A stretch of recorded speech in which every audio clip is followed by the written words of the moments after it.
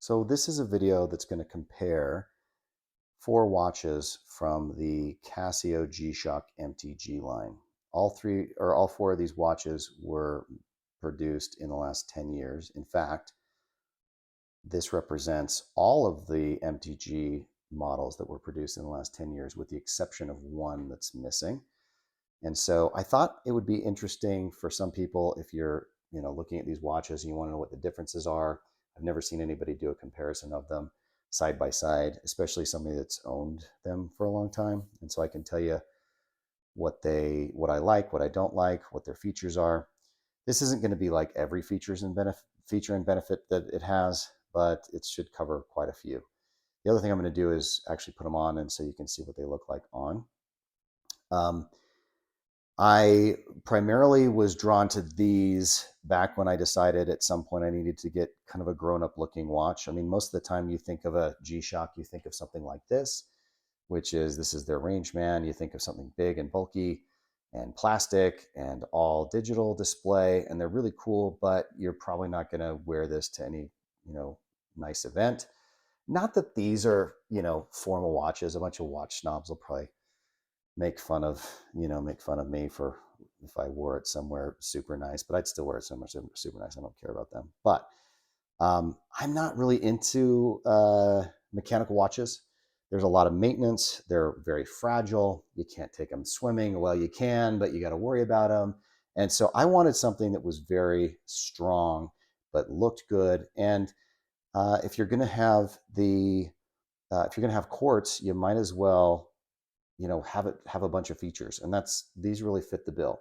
So the MRG line, which is their top of the line, is all analog as well. The difference is it's going to be way more expensive. It's probably anywhere from twice as expensive to 4 or 5 times as expensive as these ones. And the real difference, though, the functionality is going to be the same, but the difference is really going to be more in the materials that they use for the cases, etc. They probably all use the same modules inside, but the cases are going to be different. Maybe the MRGs historically were actually usually a little bit smaller, but that's kind of changed, especially with this. This is the most recent model of the MTG, and you're going to see. I think these are probably a more sleek, small, streamlined model or case and everything than you even get in the MRG line. And what's interesting is I don't know this. Somebody can correct me, but it feels like these are the more mass marketed. I mean, you've got just a bigger market for these anyway. They come up with the innovations, they put them in these first, and then they adapt them to the MRG line. And so you're really not getting anything, I think, more advanced in MRG. You just get a little bit nicer materials. But like I said, these are really good materials. This thing is so lightweight. It's so balanced. It's thin. Anyway, we'll talk about that. So that's why I was interested in this line. So I'm a big fan of this line. You can tell, obviously, I've got several. What I've got in front of me then is, starting in 2013, they released this. This was the S1000. I don't know what the S stands for. I don't know, super or whatever. I don't know. This is the G1000. That stands for GPS. This was released in 2015. This is the B1000. B stands for Bluetooth. And this is the this isn't the B1000. This is B2000. Did I say 2000? Anyway, this is the 2000. B3000, again, stands for Bluetooth. What's missing is the B1000, which would sit right here. I don't love the look of the B1000. I never really did, so I never bought one. So that's why it's missing. It has basically the same features. It's just all of the sub-dials are kind of around the left side, which I don't love. So I never bought one. So these all have similar features. They're going to have, first off, they're all solar. And that was, for me, something important because I don't want to be changing batteries. These things stay charged. Once you get them charged up, they stay charged as long as you use them kind of normally. I would not put these in a closet somewhere in the dark, because the way that you maximize the life of your solar battery is to keep it tip-top charged. So these all sit in a glass case in the sun most of the time. Well, not outside, but near a window, and so they stay very charged up. They say that the solar battery is going to last about 10 years, I'm guessing that that's a pretty conservative estimate. I think you're probably going to see solar batteries lasting 15 to 20 years. And especially if you take care of them and keep them charged, I think they'll last pretty much most of the time you're going to have the watch. So solar's great. They also have the multiband 6, so they can get the time automatically set by radio wave every night at midnight.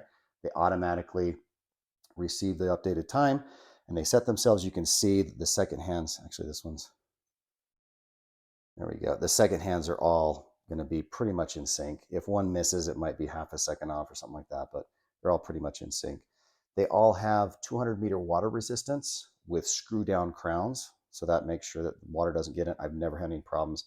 I would feel totally comfortable. I've taken them in lakes, oceans, all that kind of stuff. Never had any issues whatsoever. They all have sapphire crystal. They're tough as nails. I've hit these on things. I've never even come close to scratching one of the crystals. I don't know how people do it, but I guess they do, but it's very rare. I've never scratched one. And you can see, I mean, I've used this one. This one was my daily driver for a long time and for years. And yeah, there's some scratches, but even the metal really holds up on it. And if you're ever going to buy a used watch, look at the clasp. That's going to give you an indicator of how much it was used. And you can see even on this, you're not seeing a lot of scratches. I mean, you see the wear right on this area and over here. But anyway, these are just super strong. Sapphire crystal, awesome. They have a stopwatch. They have a countdown timer. They have they have world time. They also have an alarm. And so they all have those same features. Now, all of those features generally take place in these subdials. All the subdials are laid out a little bit differently. I don't think it's probably worth your time if I went through all the subdials. You can kind of see what they are. The subdials tell you what day of the week generally. You've also got the date in the lower right-hand corner. All of those are consistent.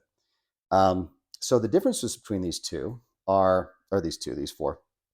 The big difference with this one, it doesn't have the automatic time syncing of like a GPS module or the Bluetooth, but it does have the multiband 6, which to me is the best anyway. Like if you said, hey, you can only have one feature, you're going to get rid of GPS, Bluetooth, or multiband 6, I would actually get rid of everything but multiband. And these all have it, of course. That's to me the best one. So this one doesn't really need GPS or Bluetooth. What this lacks, though, is a backlight. And that's the thing that probably bothered me the most about it. And that was the thing that caused me to actually want to buy a new one. So anyway, the S1000, though, here it is. These are not small, but they wear a lot smaller than the specs really say. So I've got a 7-inch wrist here.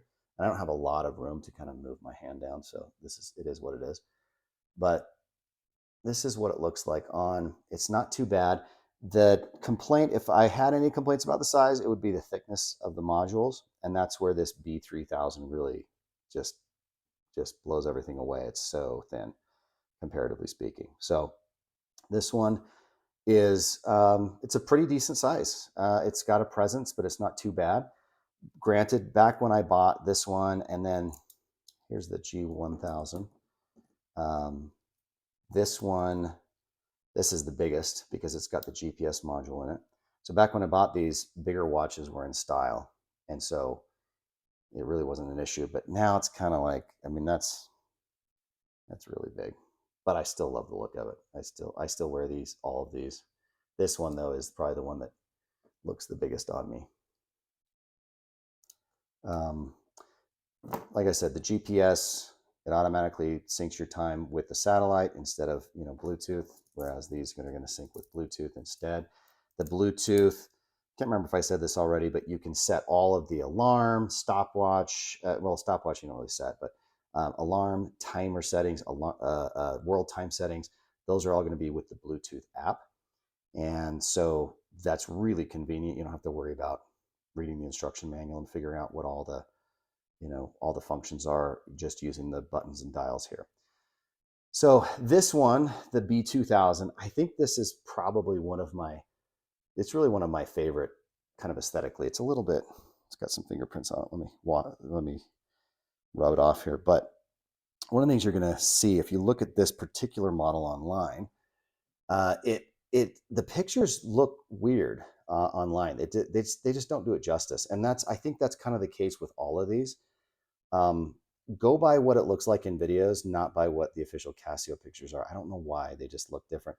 Now, one of the things you see is you can see that as it reflects the ring light, it kind of takes on that bezel takes on more of a kind of purple pinkish kind of tone, which I absolutely love. Rarely are you going to get, is it going to look like this? It's not going to really look like this. And this is the kind of the way it looks like in the official pictures, but in reality, it looks more like this most of the time. That bezel is nice and polished. It matches the polished bracelet and case, but it does every once in a while you get, a glimmer of a different color scheme, which is why I like it so much. I love this as well because, excuse me, the dials are the easiest to read. This is a much bigger face than, say, the B3000. And one of the things you sacrifice to get a smaller case is you have to shrink the dials down. And you can see it's quite significant in the way that they've laid this out. This, you can see what's going on. This one right here, that's my biggest gripe on this one, is the sub dials are just really difficult to see. I would not get one of these in where everything's like all monochromatic, where it's all black or something.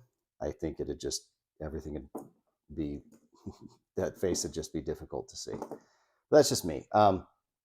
So this one, easiest to read the subdials. I love the look of it. It is quite a bit thicker than this newest one, which again, let's go to the B3000.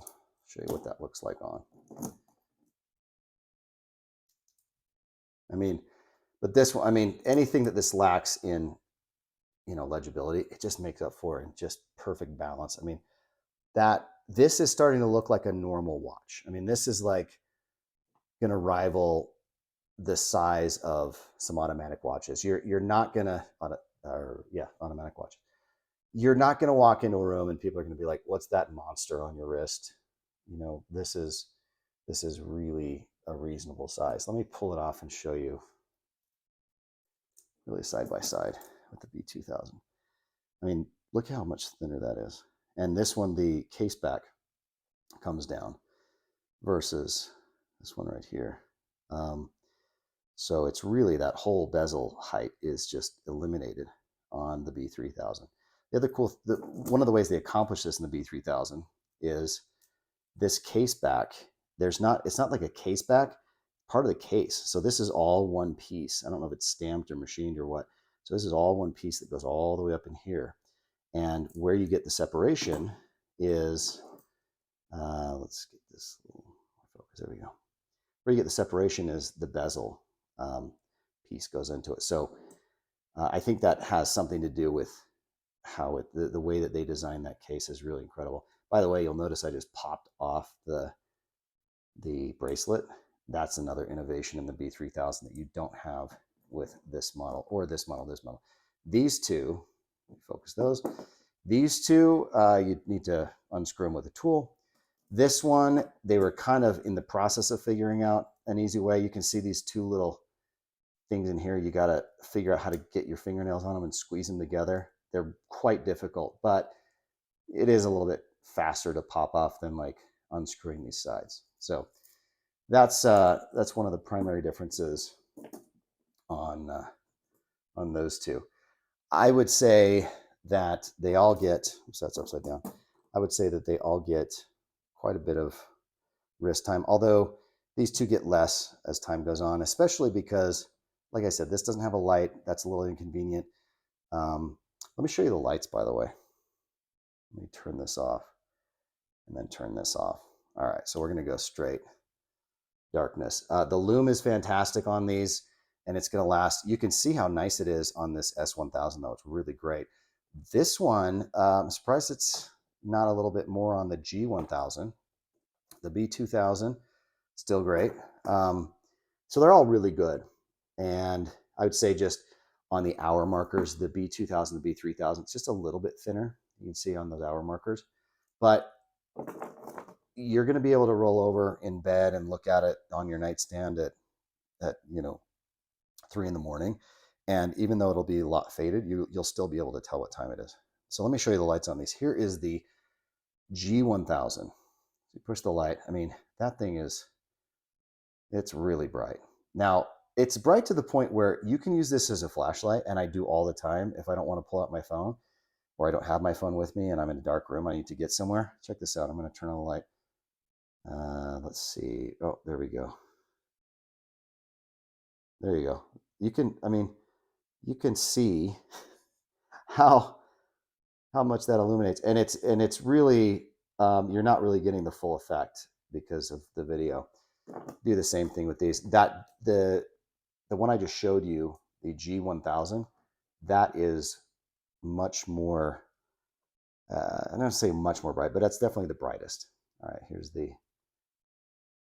the B3000, and again, you can see me using that as a flashlight. So anyway, it's very bright. It's really nice. Sometimes it's a little too bright if you're like in a movie theater or something. You got to shield it a little bit. There's the B2000. Again, same thing. By the way, if you want to kill your battery, play with the light all the time. That'll kill your battery the fastest. Most of the time, these don't go anywhere near. I mean, once you get them fully charged, you'd have to really harass them to get them to get the battery to come off a full charge. But using the light too much is one way to do it. You can set these up so they automatically turn on the lights. So when you twist your wrist toward you, the light turned on automatically. I don't ever have that on. I just press the button. I find it less convenient than it's supposed to be, because usually it pops on. You're like, like I said, in a movie theater, you move your wrist and the light pops on. It's not that nice. So lights, loom, that all works great. These are fantastic watches, super strong. I'm excited. I really hope that they take this kind of concept and shrink it down a little bit with this. The downside of this, like I said, it just can look a little bland. That's why I chose this model with these gold accents. It gives it enough of a contrast and pizzazz for me to find it really interesting. Some of the early editions of this, the early colorways where you get the green or the red, to me it just didn't pop enough. And so, yeah, I don't think there's too much more to it. If you want them to, like I said, if you want them to hold their value, you're really not going to hold value in these. I don't know if I said that already, but they're not investment pieces. They're just fun watches. So if you have any questions, let me know. There's so much more I could say. I've got all sorts of other ones. I've got the Mudmaster, and I've got even this. This is a kind of a rare one. This is the what do they call this? The Golf Master, and it's kind of got that rare, the green. They call it sea blue, but anyway, but it's actually green. So anyway, if you have any questions, let me know. Otherwise, hopefully that was helpful. If you're looking at buying these, you can't go wrong with any of them. You're going to find them at different price points. I really think this is a fantastic, just such an advancement. I think it's worth every penny. You really can't beat it. This one I love. I love them all. This one I think is incredible as well. They're all going to get wrist time. So anyway, hope you enjoyed it. Hopefully it's helpful.